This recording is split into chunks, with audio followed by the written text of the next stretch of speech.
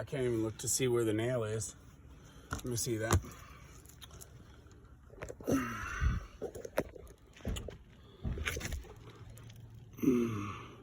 The first nail that I tried to even peek up and take a look at where the nail hole was, and the shingle rips. We can try. Here you go, Mike. We'll try to look at another part of the shingle. Just trying again to find a nail so that I know where it is to take it out. Okay, here's a nail.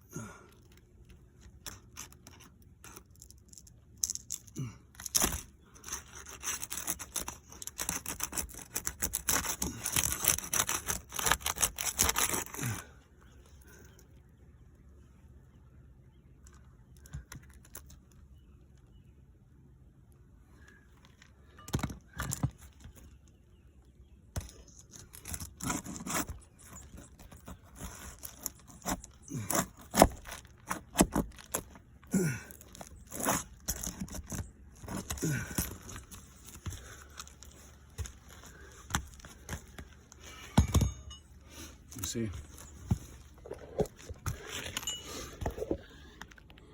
damage to the shingle simply by trying to unseal it to look for nails.